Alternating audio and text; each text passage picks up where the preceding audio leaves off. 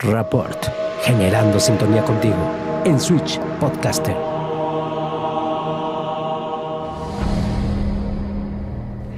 Gracias por estar de regreso con nosotros aquí en Rapport, este podcast donde queremos generar sintonía contigo y bueno, donde platicamos con invitados extraordinarios, pero sobre todo apasionados de cada tema.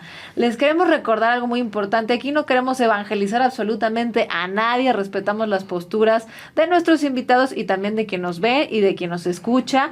Y bueno, obviamente a lo mejor aquí puedes encontrar algo que te resulte interesante, que te informe, que te eduque o que simplemente te haga pasar un rato agradable. Te invito a que te sirvas un vasito con agua o un fuertecito, una botanita, que te pongas cómodo o cómoda y si nos vas escuchando en el coche, lo hagas con muchísima precaución. Y hoy quiero decirles que vamos a platicar acerca de la generación Snowflake o copo de nieve o generación entre algodones o generación de mazapán. Y me refiero a la generación de cristal, una sociedad de cambio, manipulación de los medios y las redes o simplemente intolerancia. Pero es que, ¿qué es o quiénes son la generación de cristal? Son jóvenes principalmente nacidos entre los 90 y los 2000 que según esta definición, al crecer sobreprotegidos y con tantas facilidades tecnológicas, son frágiles e hipersensibles, inestables o inseguros y pueden llegar a tener poca tolerancia a la crítica, al rechazo y a la frustración. Pero para platicar de este tema nos acompaña hoy un invitado extraordinario, pero sobre todo apasionado. Él es actor, comediante, director, escritor, texto, servidor, satirista, polemista, sociópata funcional y anexas, y además colaborador en MBC Noticias. Él es Fernando Canek. Bienvenido. Muchísimas gracias. Y mira, yo pensaba venir a evangelizar, a convencer gente, pero ya vi que no, a que creyeran en el libre pensadurismo y la objetividad epistemológica, que esos son términos mamilones que usa uno para decir pues que uno tiene que pensar con racionalidad, ¿no? Básicamente pensar más allá del sentido común o utilizar el sentido crítico para poder pues depurar las emociones, que son lo que de repente controla el discurso ahora en estos tiempos y hace que la gente reaccione emocionalmente en vez de racionalmente, y por eso estamos pagando los platos rotos de mucho de eso que fomentan las redes sociales. Pero entremos en materia antes de que yo... Así es. Oye, la generación de cristal o era de cristal, donde ahora nadie puede decir nada, donde vivimos una vida irreal en redes sociales, donde nos hacemos conscientes de que no toda la burla es humor y de que no todo el humor es ofensa, pues realmente ningún chile nos embona. Uh-huh. Entonces, ¿tú consideras que el término generación de cristal es una descripción negativa? Yo creo que es un diagnóstico muy específico, porque ahorita un punto que se critica mucho es ese de, es que dicen que ahora ya nadie puede decir nada, pero solo estamos eliminando las conductas nocivas, o sea, la justificación autoritaria a eso. Y no es que no se pueda decir nada, es que no se puede uno equivocar. No hay derecho a equivocarse y las consecuencias sean proporcionales al error. El problema es que cometes un error por decir una barrabasada, por expresar tu opinión o cómo estás pensando, y de pronto lo que pasa es que ya no, tienes que pagar los platos rotos por haber dicho eso. No hay perdón de parte de las audiencias o de quien te está leyendo, de quien ve tu opinión en redes sociales. Y eso no es nada nuevo, ¿eh? A lo largo de la historia de la humanidad ha pasado más de una vez donde las tendencias autoritarias de ciertos colectivos, de identidades tribales, que es lo que quiere decir tribal, es me pongo las rajadas de mi tribu, yo pertenezco a esta tribu y me voy sobre el que esté en contra de ella. Y eso ha pasado con religiosos, ha pasado con ideólogos políticos, ha pasado con movimientos filosóficos. No es nada nuevo para la historia de la humanidad, lo único nuevo es las redes sociales. Que lo tenemos así. Y que es inmediato y aglomera a un grupo de personas que en su mayoría tienen una visión muy cretina de ver la realidad. ¿Por qué? Porque para ellos es blanco y negro, tú fuiste o el héroe o el villano, y si eres el villano se van encima de ti a terminar con tu vida. ¿no? Y no que sea terminar con la vida físicamente, es metafóricamente, pero con consecuencias reales. Pero es que las redes sociales ahora ya sí te crucifican durísimo, así que aguas con lo que digas aquí, no sé qué. No, mire, yo soy un paria en muchos sentidos porque yo digo lo que pienso, creo que soy una persona que estructura con mucha claridad sus críticas y eso me ha permitido pues ser no inmune, porque estoy propenso a errar también, pero por lo menos a presumir que mis conclusiones no salieron de la manga, ¿no? O no estoy diciendo las cosas espontáneamente. Ha sido un proceso de pensar lo que estoy diciendo y de poner en tela de juicio también mis propias opiniones. O sea, yo no me considero infalible. Y el problema de esta era narcisista es que promueve la infalibilidad de quienes se sienten con el derecho de juzgar a otros por un error o a lo mejor una opinión divergente nada más. Pero además a través de las redes sociales donde se esconde todo mundo y de repente ya nadie te da la cara, ¿no? Entonces, sí, te la pidan durísimo. Ahí hay algo perverso que todavía no logro explicar y puede llegar a tener un poquito de connotación de tendencia de teoría de conspiración, pero no lo es, porque lo vemos con las evidencias. O sea, los algoritmos de las redes sociales lo que han hecho de repente es mover el péndulo político o el rasero de Occam, que es un principio de filosofía política, donde las opiniones que son extremas, de repente al presentar una opinión contraria, todavía más extrema, mueven el rasero, mueven el cubito dentro de esa escala, para que ahora que regresa la tendencia hacia la normalidad, ya la normalidad está un poquito más hacia el extremo. Okay. ¿No? O sea, es politizar a través de hacer reaccionaria a la gente. Y los políticos lo usan para capitalizar muy bonito con ello, porque eso les significa votos y les importan muy poco las consecuencias sociales que eso conlleva. Las redes sociales, para subirse a un modelo de negocios que les fuera efectivo, se unieron a ese tipo de campañas y entonces nos fueron manipulando a que ciertas tendencias tuvieran prioridad por encima de otras, que hubiera personas vetadas por expresar opiniones que bien podrían considerarse razonables, pero que ya con el movimiento del péndulo, pues ya son opiniones inadmisibles, ¿no? Okay. Y ahí es donde empieza esta reacción autoritaria de tenemos que censurar a quienes no piensan igual, a quienes opinan diferente, para poder mantener la estabilidad dentro de este extremo. Oye, pero sí suena, como dices tú, a conspiración, donde quien igual puede ser que nos escuche o nos ve y diga, pero ¿quién va a tener el tiempo de dedicarse a manipular así las redes para manipularme a mí? Eso no es cierto. Y bueno, puede ser parte de un sistema, ¿no? Pues sí, Silicon Valley a eso se dedica. Yo le pregunto a la audiencia, ¿cuántas veces han llegado a su casa acabando de estar en un centro comercial y de repente les aparece en sus redes sociales, en su newsfeed, un anuncio de lo que acababan de ver en el centro comercial? ¿Por qué? ¿Porque los están escuchando en el aparato? No, no necesariamente, porque las tiendas departamentales han hecho llegar sus planos, su división geográfica y dónde ubican los productos a diferentes plataformas y comparten esa información. Y entonces cuando uno está paradito en la tienda en ese lugar, el GPS le dice a las grandes redes, ahí estuvo paradito fulano, a lo mejor le interesa una televisión de este tipo.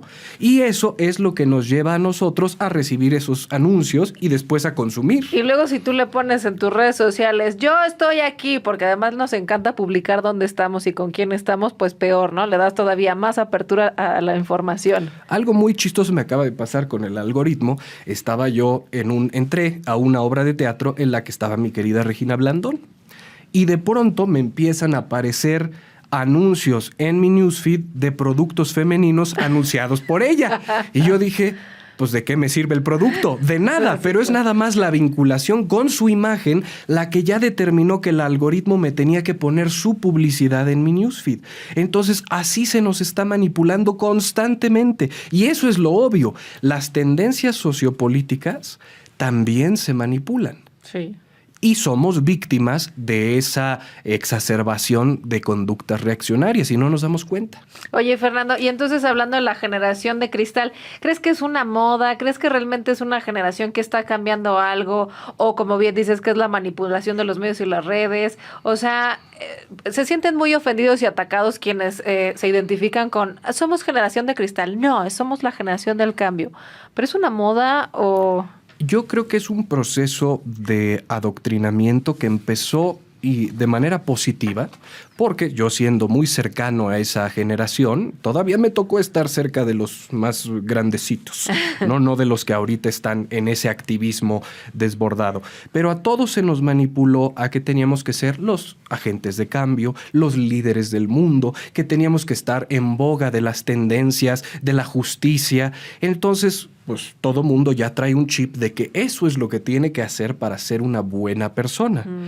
Y de pronto, esta nueva era de las redes sociales ha llevado a la gente a tergiversar ese afán por la justicia y ser un bienhechor a convertirse en un bienhechor a ultranza, como lo llegaron a ser los inquisidores, como lo llegaron a ser los comunistas stalinistas, los nazis. O sea, todos tenían una tendencia, una creencia de que estaban haciendo el bien.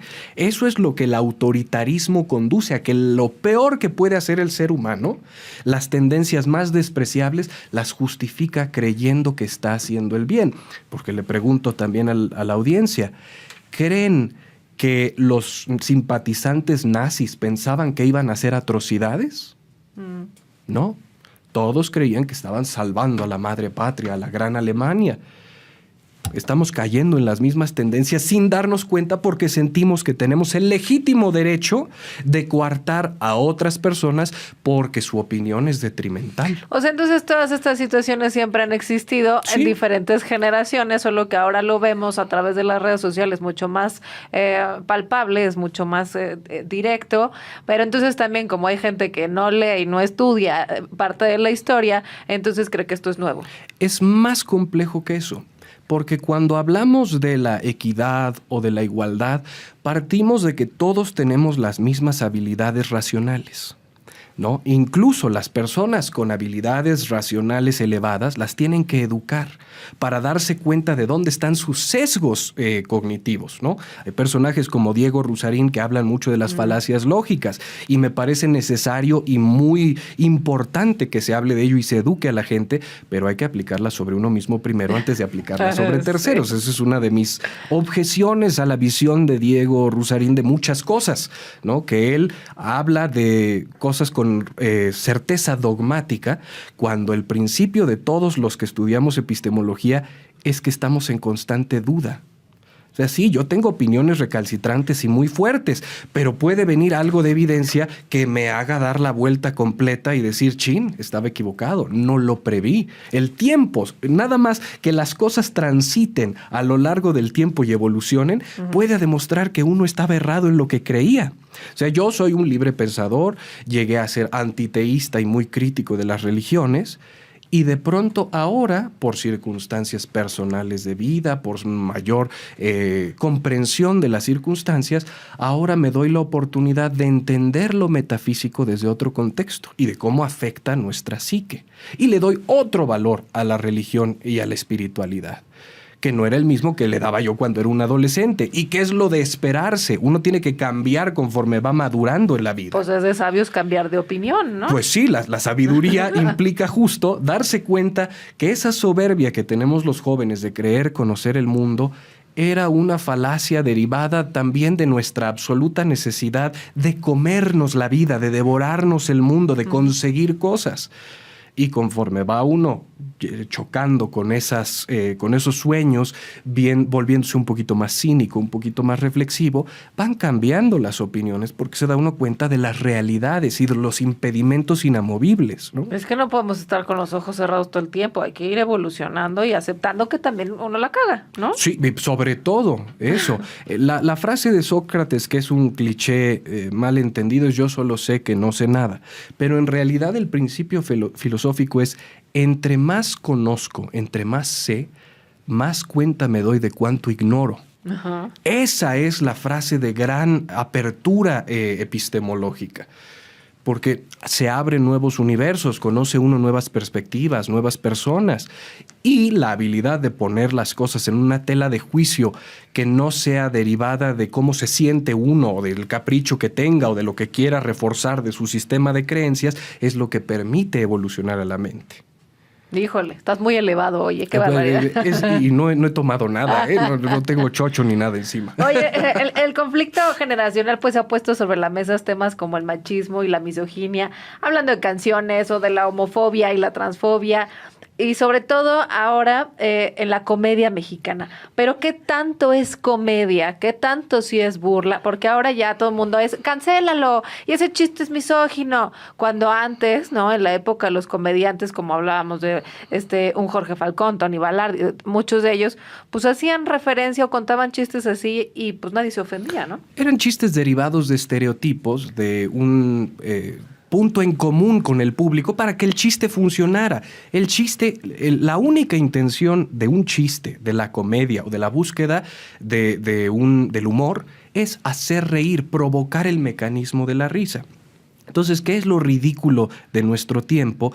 Que la gente está tomando los chistes, que son elucubraciones de la realidad, son exageraciones para lograr un efecto, tomarlas de manera literal. O como si fueran, porque muchas veces se camuflajea así, la opinión del comediante. Un comediante brillante va a poner su opinión ahí y la va a recubrir con muchos chistes muy bien estructurados. Un comediante burdo lo va a hacer obvio. Híjole, acabas de ofender a muchos. Bueno, pues que cada quien se ponga el saco que le corresponda. Yo nada más estoy haciendo un postulado, sí. Que no necesariamente es, aunque yo lo diga con tal tajancia, no necesariamente es la verdad absoluta, pero para mí es lo que tiene sentido. Y entonces, ¿qué es lo que pasa ahora, además de esa literalidad o del riesgo del pensamiento literal? Es que el chiste pierde su sentido o inhibe ahora a quien lo cuenta de contarlo porque se siente sometido a un juicio sumario de quién es como individuo porque se atrevió a contar un chiste de una naturaleza oscura o inapropiada, políticamente incorrecta, que a mí son los chistes que más risa me dan. Yo creo que a todos, ¿no? Pues sí, pero lo que nos pasa mucho a los comediantes es que podemos predecir los chistes de juegos de palabras, de cosas sencillas. Entonces, un chiste políticamente incorrecto que rompe con esa cotidianidad nos produce más risa porque es, híjole, dijo lo que era inapropiado y no me lo esperaba, me agarró por sorpresa. El chiste está en la sorpresa, en ese factor de cambio. Y todo chiste es ofensivo. Porque si yo te cuento un chiste muy amable que es, mamá, ¿cómo hacen el amor los leones? Ay, no sé, hijito, tu papá es rotario. No. Es una babosada de chiste. ¿Por qué es tan importante ese chiste?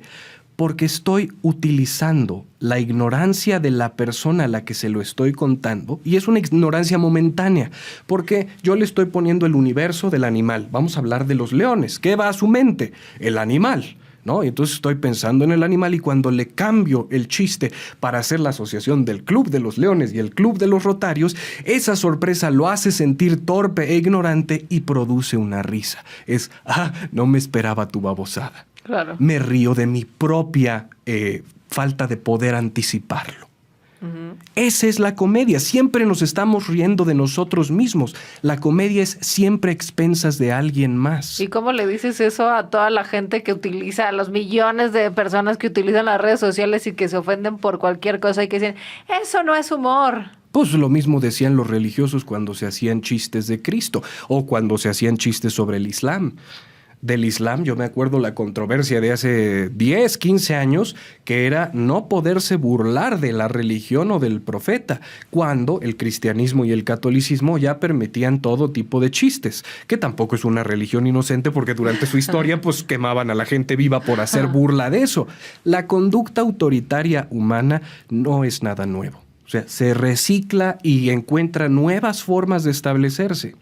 Yo hacía un comparativo hace poco de que las nuevas tendencias progres tienen su propia deidad, ¿no? Es la equidad como deidad. Uh-huh. Y entonces vamos a hablar del privilegio como el pecado original. Uh-huh. Tú tienes privilegio, reconócelo, haz un acto de mea culpa, flagélate públicamente para ver si la congregación te perdona.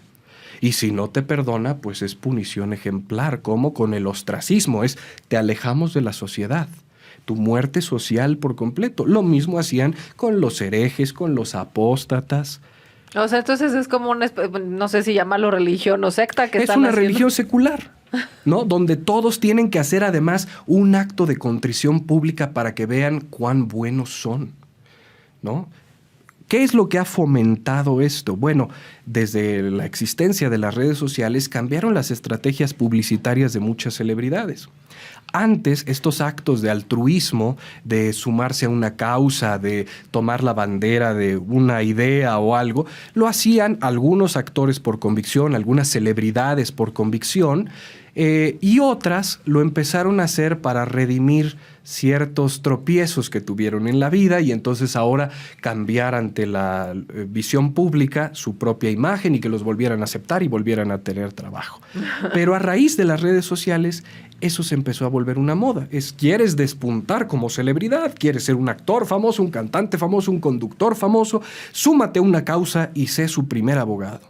Y lo hacen con buena intención. No voy a decir que quienes se suman a ellos son personas perversas que lo hacen maniqueamente para subir su carrera. Lo hacen con buena intención, pero con un motivo ulterior. Entonces, matar varios pájaros de un tiro. ¿Y qué es lo que eso nos trae? Pues que la gente emula a sus celebridades. Entonces, esta música me gusta, se acaba de sumar Perengano a tal causa. Creo que yo también me voy a adherir a tal causa.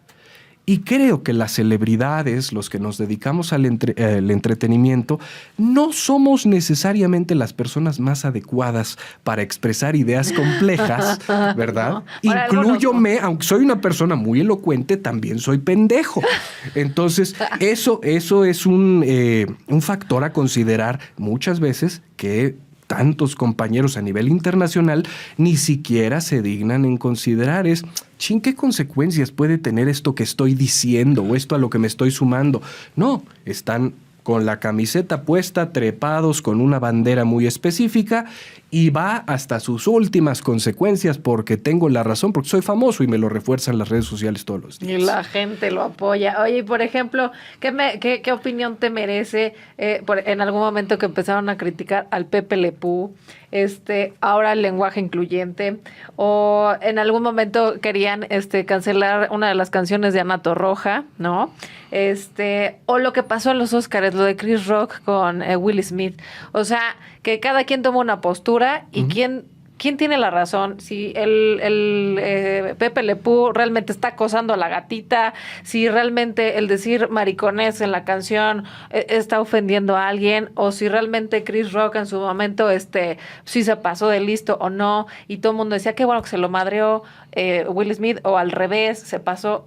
¿Qué opinas tú de eso? Pues es que la ofensa es de quien la toma, no de quien dice algo ofensivo. Porque puede haber una persona que diga algo terriblemente ofensivo sobre un grupo específico y otro grupo lo encuentra hilarante. El lenguaje, la forma de expresarnos, la inventamos como especie precisamente para no caer en lo básico. O sea, ya estar pidiendo violencia física en contra de alguien que se expresa o torpemente para los estándares contemporáneos o que dice provocadoramente algo inapropiado, es regresarnos a lo básico, a lo animal, a la reacción visceral de no me gustó lo que dijiste, un fregadazo. Yo por eso tengo un chiste mala leche que es ojalá y regresáramos a los tiempos de los duelos, ¿no? Porque antes era usted me ofende, lo reto a un duelo y así se depuraría esa población de gente solita, ¿no? Pero precisamente la evolución del pensamiento humano es que pudiéramos trascender esos retrocesos. Me sorprende como misántropo nihilista, una persona que no opina muy bien de su propia especie, ni de sí mismo, ni de nada, ¿verdad? Soy negativo en muchos aspectos, que la sociedad se empeña en convertirse en mí.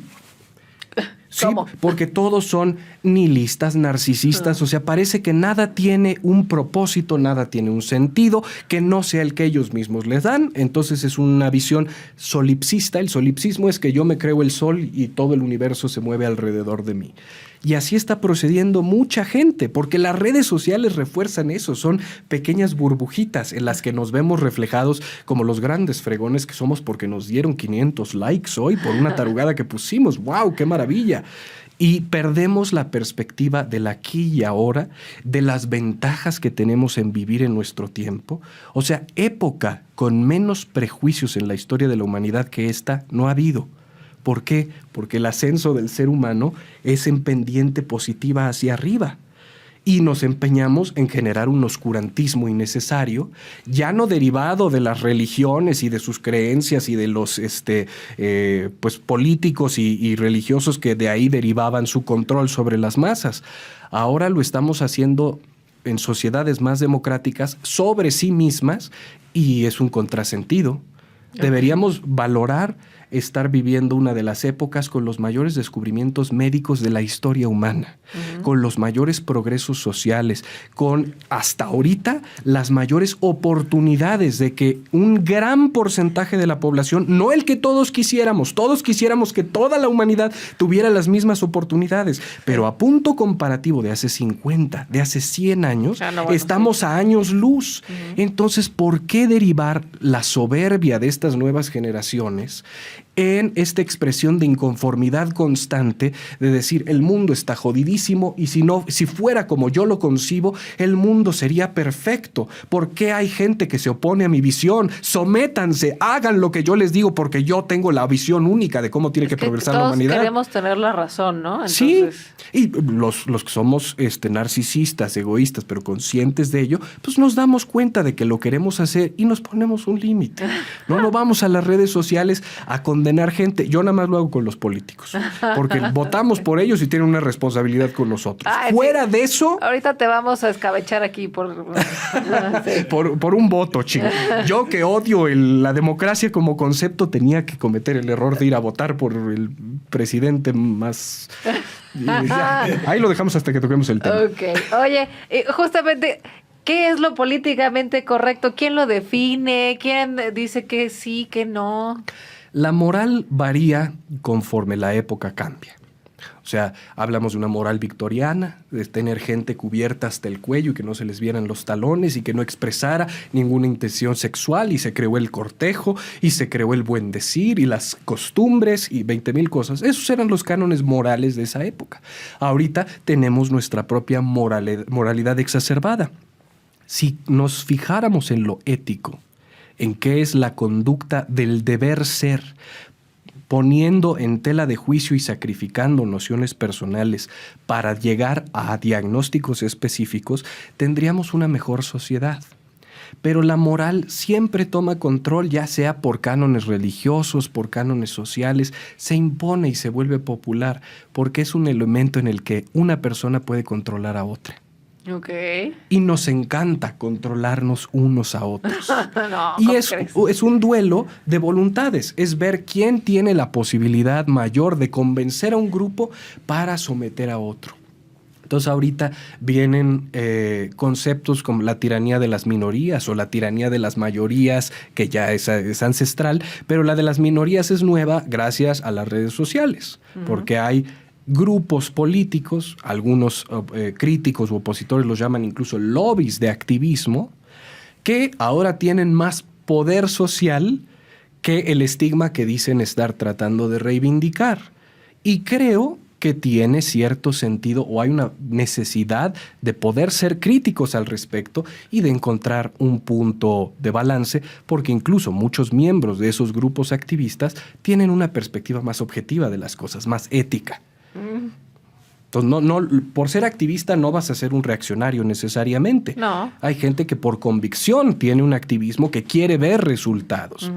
Pero estamos en una era de locura. Hay una cita que se le atribuye a Einstein, que creo que no es de él, que es que la definición de locura es hacer las cosas 1000 veces esperando un resultado diferente, pero siguiendo el mismo proceso. Okay. Y en eso estamos, siguiendo los mismos procesos siempre que pasa algo como los tiroteos en Estados Unidos. El tema son monotemáticos los dos partidos, ¿no? Los demócratas hablan de restringir las armas y los republicanos hablan de tratar las enfermedades mentales.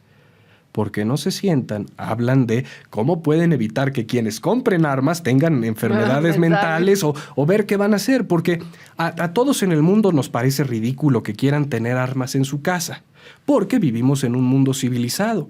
Pero ellos vienen de un historial de insurrección, bueno, de guerra civil, de revolución, que los independizó de las colonias inglesas a volverse norteamericanos. Después tuvieron la expansión de océano a océano, que el Gold Rush, la búsqueda del oro desmedida, el viejo oeste. Entonces se resolvían cosas a plomazos, sin necesidad de una estructura gubernamental. Aquí también, pero aquí está papá Estado. Allá, espérate, yo no quiero que el Estado sea mi papá. Yo quiero que el Estado sea un administrador y entre más limitado sea, mejor para mí. Uh-huh. Aquí no, aquí es, si papá gobierno dice que puedo. Si no, pues no. Pero eso no quiere decir que no la vaya a tener. Bueno, no sé si tu papá gobierno actual dice que abrazos, no balazos y o sea. Este es un papá gobierno que debió haber sido o predicador de iglesia o conductor de La Qué Buena. Yo creo, le va más. Pues sí, quiere presentar canciones y pontificar todas las mañanas, cuando la labor de un presidente es llevar a la sociedad a que pueda tener mejores condiciones de vida y respaldado por una filosofía, sí, pero que se pueda manifestar en política pública. Oye, pero a ver, espérate, ¿por qué no estamos yendo a temas políticos?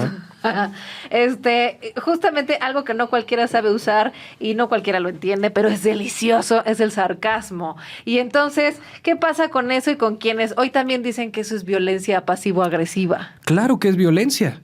El sarcasmo es una gran sustitución para que mi temperamento no repercuta en soltarle un chingadazo a la persona que pienso que está diciendo una tontería. O sea, soy más inteligente en usarlo. Entonces, lo manifiesto incluso de una forma pasivo-agresiva para que se note mi descontento, pero mis palabras no sean tan hirientes como podrían ser si la persona a la que se las estoy diciendo comprendiera exactamente lo que le estoy diciendo. O sea, puedes pendejear muy sutilmente. Sí, es la forma más amable de depurar la violencia que me acaba de generar una pendejada y no manifestársela abiertamente a esa persona. Ajá. Entonces, por eso hay una frase de Downton Abbey que me gusta mucho, que le dice la condesa a su hijo, que es: el sarcasmo es la forma más elemental del ingenio.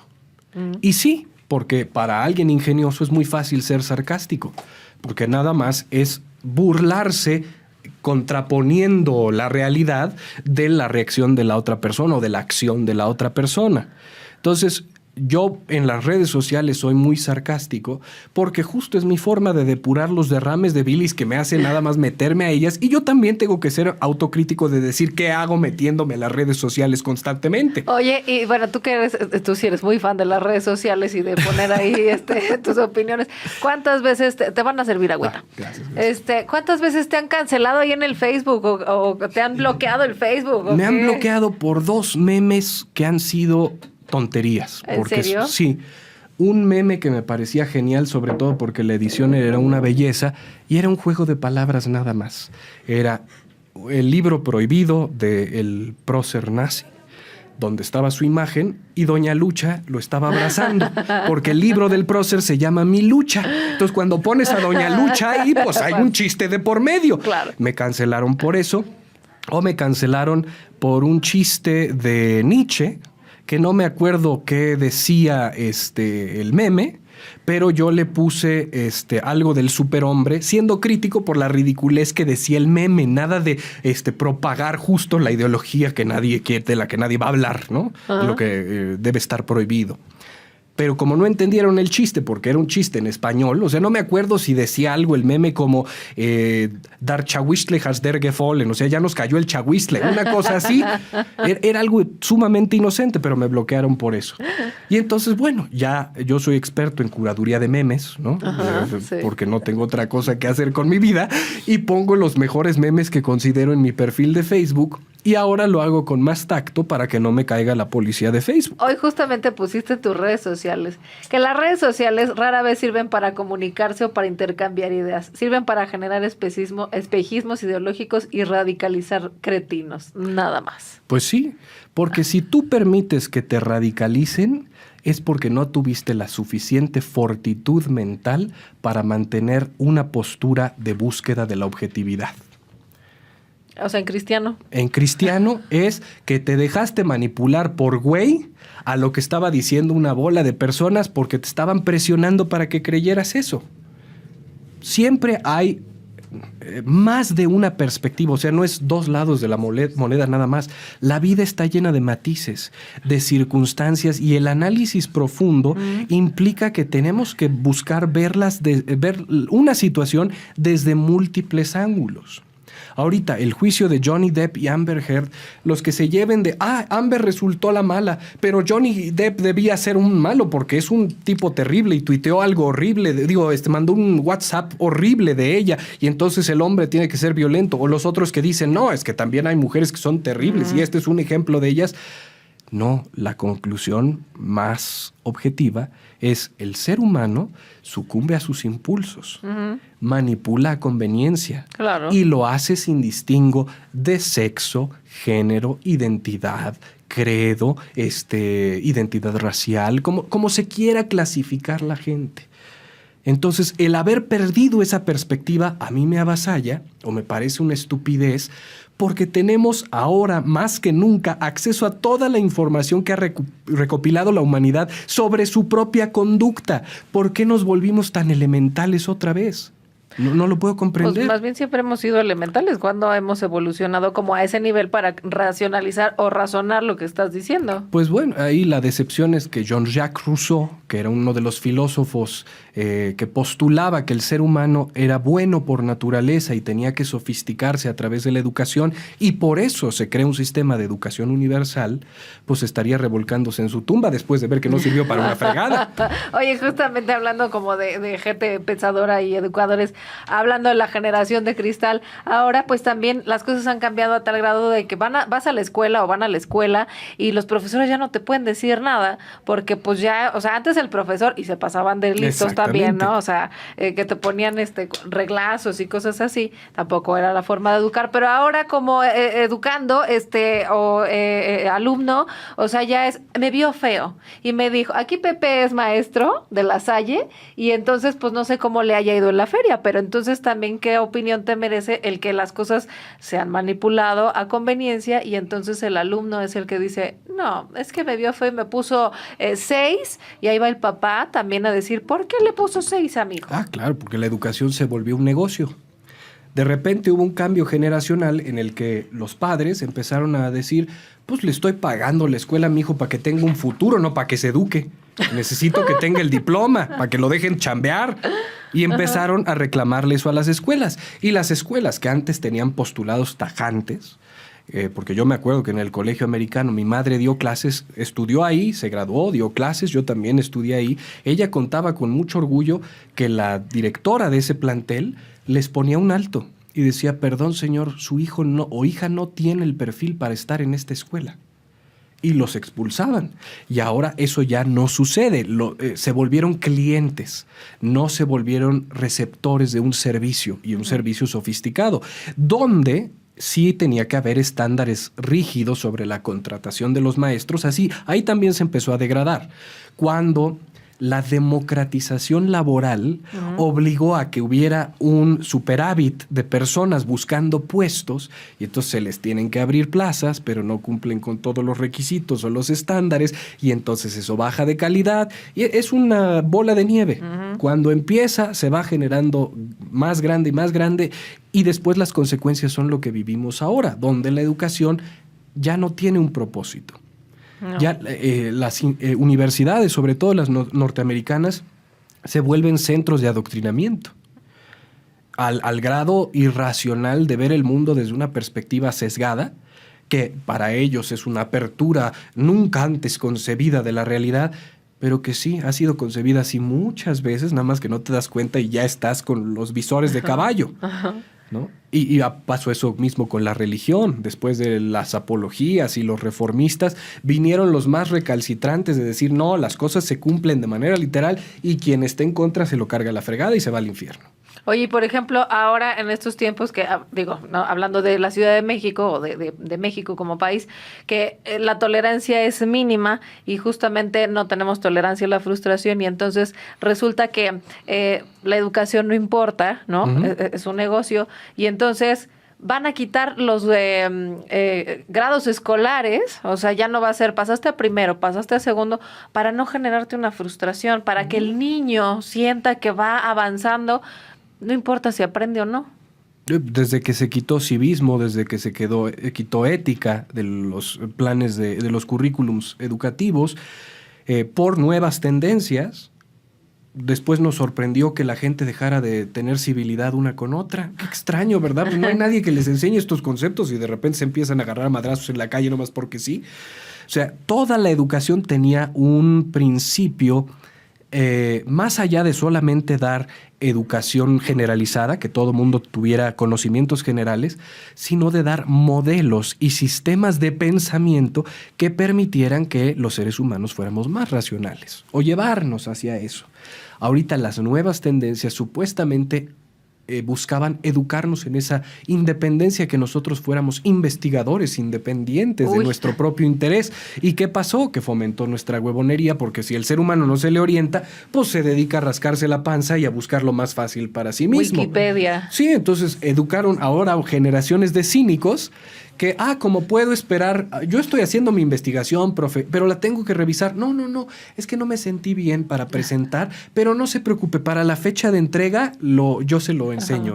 Y cuando llega la fecha de entrega, entregan lo primero que les vino a la mente y los profesores están obligados a decir, pues tengo que evaluar esto conforme los criterios que me establecen para que pase este chamaco. Entonces, pues ni modo. Oye, le voy a leer algunas características asociadas a esta generación. Tú me dirás si concuerdas o no. Sí. La tecnología y sus avances forman parte de su día a día. ¿Sí? Todo es efímero y su vida social se desarrolla principalmente en las redes sociales. La vida social, si no se puede postear en redes sociales, no existió. Ok. Son frágiles porque hay poca autoridad y sobreprotección. Como uno de los factores, sí, es de múltiples factores. Tienen falta de empatía. Al contrario, creo que tienen una mala concepción de la empatía. El ser empático implica que yo voy a entender todas las emociones del otro ser humano, tanto las positivas como las negativas. Okay. Y entender que el ser humano puede ser manipulador, mentiroso, oscuro, perverso. Todas las cualidades negativas también van en la empatía. Entonces, se dicen seres empáticos, pero no quieren tocar el lado oscuro de la humanidad. Ok. Ahora estamos educando a las futuras generaciones, llámese de cristal, alfa, omega o como se llamen, a través del celular, ¿no? O de, ay, cállate, chamaco, no me des lata. O peor, a través de TikTok. ¿Qué tal? Que si un meme ya es una idea sobresimplificada, TikTok es una idea reducida a su mínima expresión, con nada de valor, y que se va a volver viral porque les cayó en gracia la tarugada que hizo el que lo dijo, o el que hizo el bailecito mientras postulaba una idea, o nada más dedicarse a hacer tarugada y media, y eso los vuelve famosos. Entonces, eso a mí me preocupa. Cuando esas generaciones que se criaron con TikTok lleguen a los puestos de poder, ¿llegarán tú? Híjole.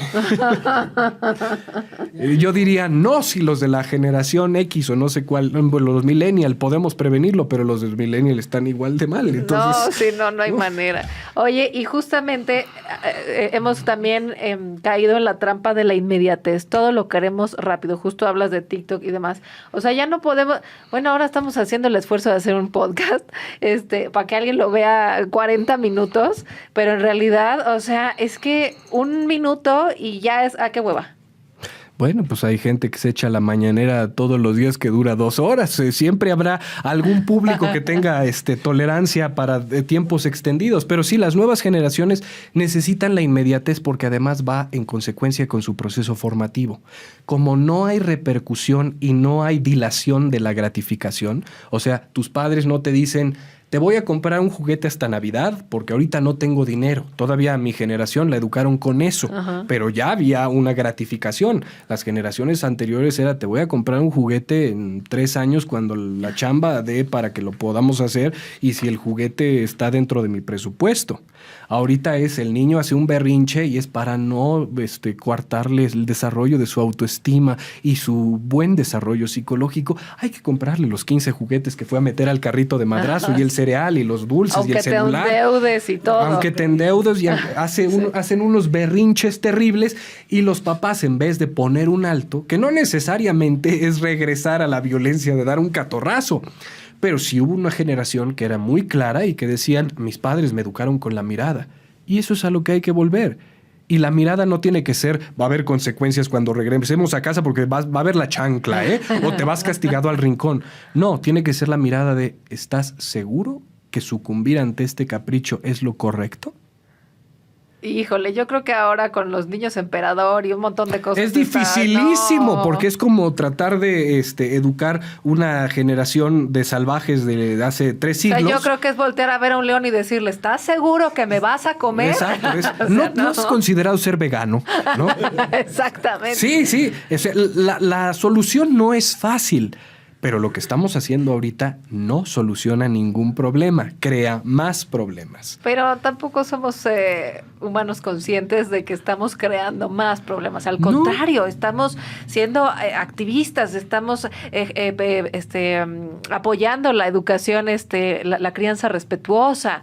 O sea, no estamos siendo conscientes. No, porque no tenemos visión a futuro. Al principio, por ejemplo, decía de la pandemia, es que esto nos va a motivar a crear conciencia, y hoy hay un montón de gente que te dice, yo creía que la pandemia me iba a crear conciencia, y o sea, estamos peor. Para nada, pues es regresarnos a las cuevas. Ajá. Porque te aíslas de la sociedad durante 2 años y después vas a salir siendo un ser más sociable que antes. No, todo lo contrario, te valen madre los otros porque viste que se murieron un chingo de personas por acá. Hay que vivir. Y acomodé lugar y paso por encima del que se me ponga enfrente. Sí. Entonces, no nos hace más conscientes porque somos... Si de por sí el ser humano tiene una dificultad por dejar de ser solipsista, cuando le fomentas su actuar solipsista, se potencia eso a grados descomunales. No, Fernando, eso suena a conspiración. Lo que ¿verdad? te estoy diciendo. Te voy a leer algo y a ver qué tal, qué piensan todos ustedes. Hay un estudio que hizo Humberto Eco en relación a las redes sociales. Palabras más, palabras menos, decía que antes los tontos estaban discutiendo de algún tema en un bar mientras tomaban algo. Esos tontos pues no tenían para debatir y eran silenciados ahí mismo. Hoy esos que no tienen ni idea alguna y ningún tipo de preparación pueden mentarle la madre, ya sea un premio Nobel, porque se le antojó, porque lo tiene a un paso, lo tiene a un clic dentro de una misma red social. Entonces las redes sociales son una maravilla por un lado, pero por el otro, alguien que le chingó, que estudió, que trabajó, alguien que investigó por años, pues de repente un día decide que no tiene ni idea, pero le va a decir que está bien pendejo, ¿no? Entonces, ¿qué tan padre está esta cercanía de las redes sociales? ¿Qué beneficio nos aporta como sociedad? ¿Qué derechos tenemos como sociedad inculta a minimizar el trabajo de alguien solo porque no nos embonó el chile? Eso lo dijo Humberto Eco también. También. Ah, bueno.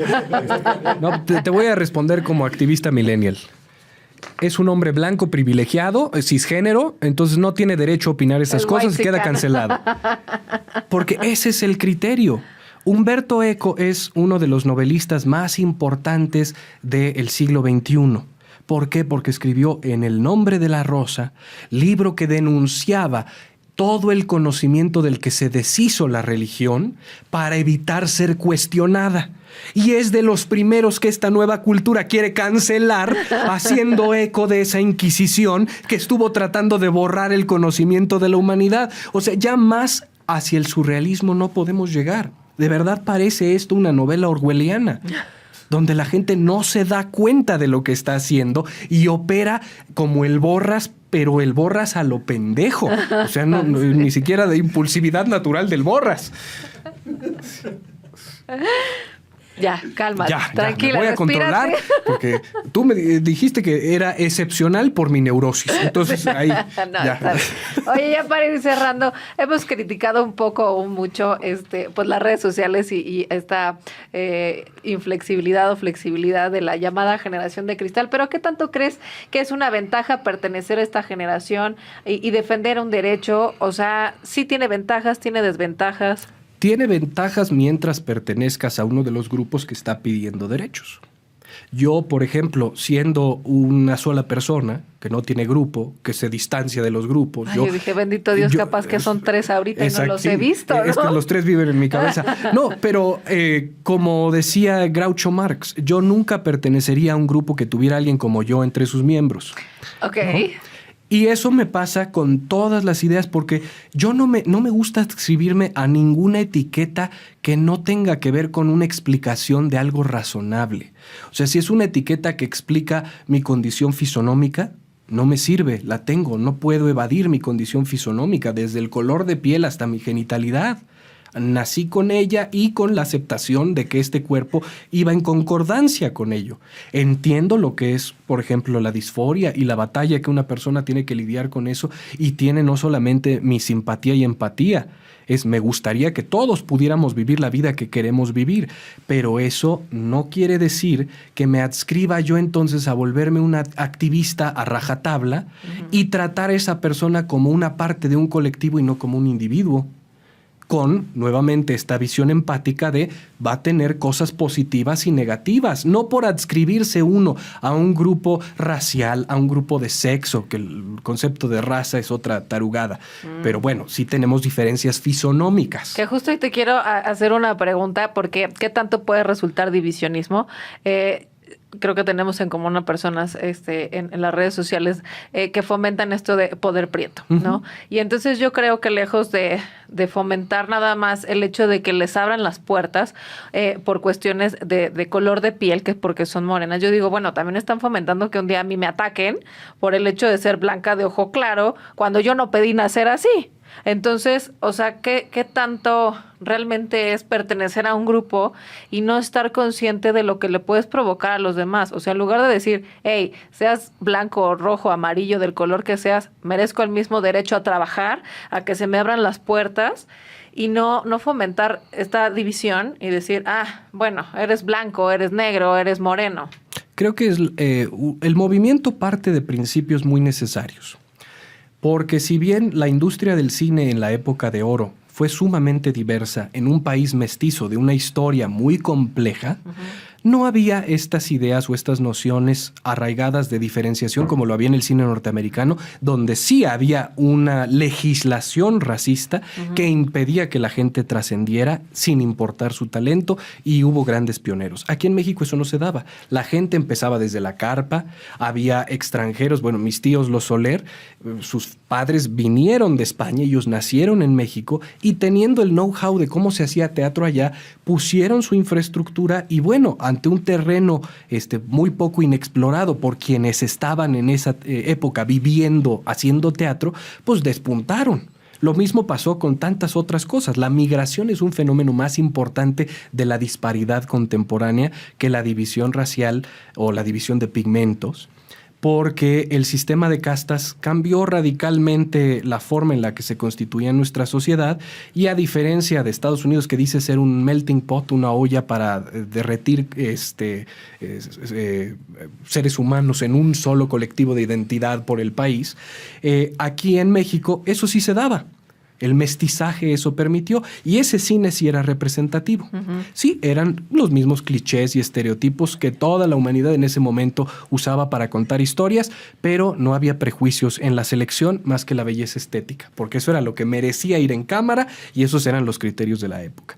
Después, cuando vinieron los monopolios televisivos y las telenovelas empezaron a pulular, se creó un país nórdico color de rosa extrañísimo que no representaba la realidad de la gente, pero que tocaba las aspiraciones de la gente. Por eso tenía rating. Claro. Y sí, era la única empresa. Sí, esa narrativa también me la sé. Ahorita que tenemos las redes sociales no ha cambiado en nada. La gente sigue teniendo las mismas preferencias, pero bueno, esa empresa nos dio una perspectiva inequitativa de quién debería despuntar y quién debería triunfar.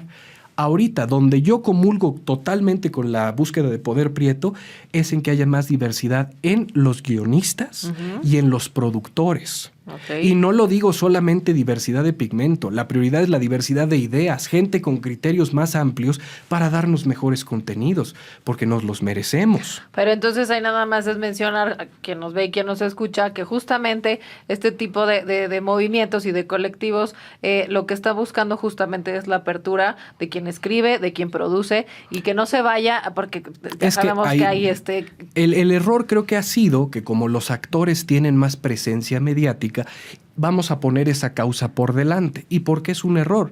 Porque los actores somos discriminados por definición. O sea, llegas a un casting y te van a decir no porque eres demasiado alto, demasiado chaparro, demasiado gordo, demasiado barbón, demasiado peludo, demasiado lampiño, tienes los ojos claros, tienes los ojos oscuros, no eres latino internacional, eres demasiado blanco para parecer mexicano, eres demasiado latino para parecer norteamericano. O sea, los criterios de las castineras están basados en discriminar para que quede la persona supuestamente idónea en la concepción del equipo creativo. Entonces es un sinsentido por 2 razones. Compañeros muy talentosos han tenido exposición suficiente para capitanear el movimiento.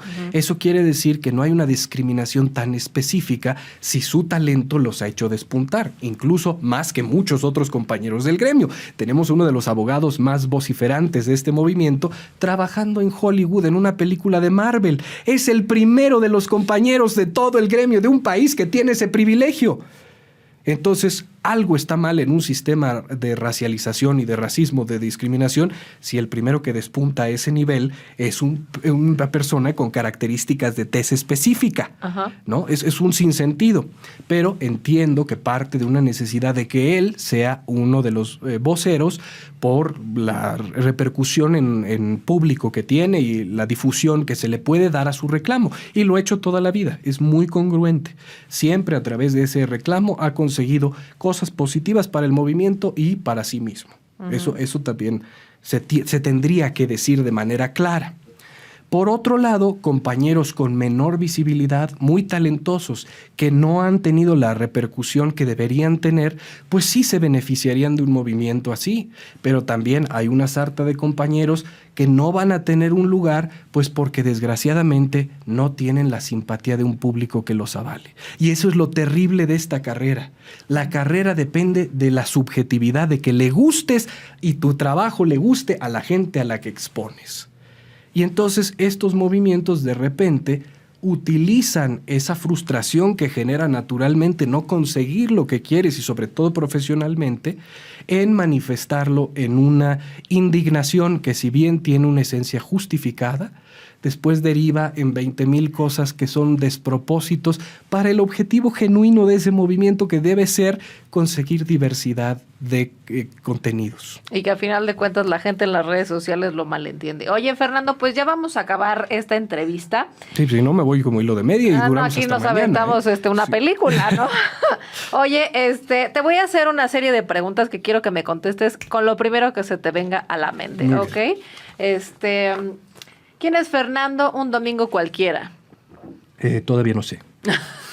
Bueno, con eso de que son varios tus. Exactamente. Entonces, qué peligro, ¿no? Sí, todavía no me hallo. Entonces, ¿Qué significa para ti, Fernando, Lupita, tus hermanos y Matilda? mi vida. No sé, sin ellos yo no tengo sentido ni propósito. Ok. ¿Qué significa para ti escribir sátira y generar polémica? Es un placer culposo. ¿Cuál es tu palabra favorita? Chingada madre. Muy bien. Unida. ¿Cuál es la palabra que menos te gusta? La palabra que menos me gusta.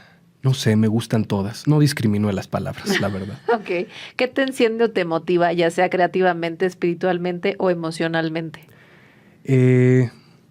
Pues ahora estoy en una disyuntiva. No sé cómo responder esa pregunta porque he perdido la pasión. Estoy en búsqueda de ello nuevamente. Válganos Dios, Yes. que las redes te la resucitan. por No, favor. al contrario, son de lo que me la ha estado matando. ¿Qué te apaga? No, pues si ya no estás prendido. Las redes sociales. Las redes sociales sí me desmoralizan mucho, me quitan toda esperanza de la humanidad. ¿Cuál es tu grosería preferida? Pues otra vez, chingada madre, pero no, es muy larga, pero es una sola también.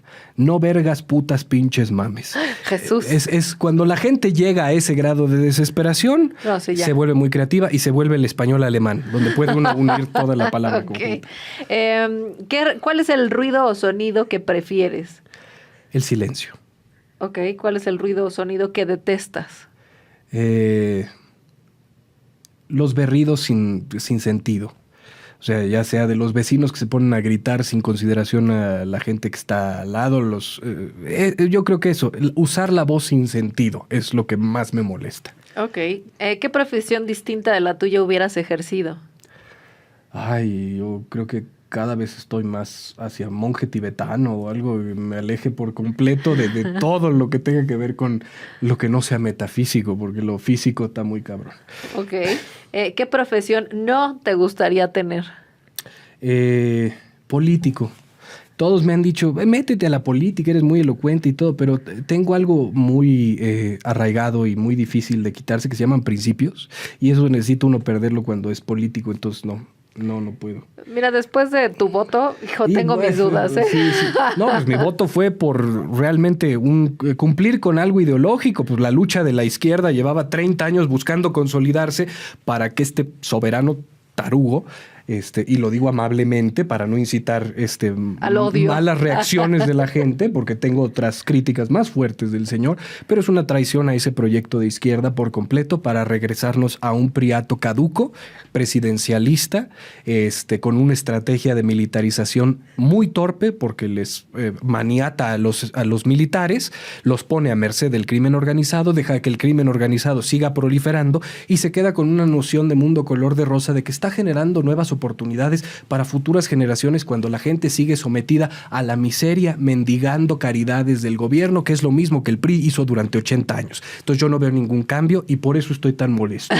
Porque soy una persona de izquierda que quería buscar un mejor futuro para su sociedad y cometió el error de votar por el primer tarugo que todos creímos se abanderaba con esa causa. Pues, gente, próximo capítulo, Fernando hablando de política. Bueno, porque necesitamos como 3 capítulos. Ay, sí.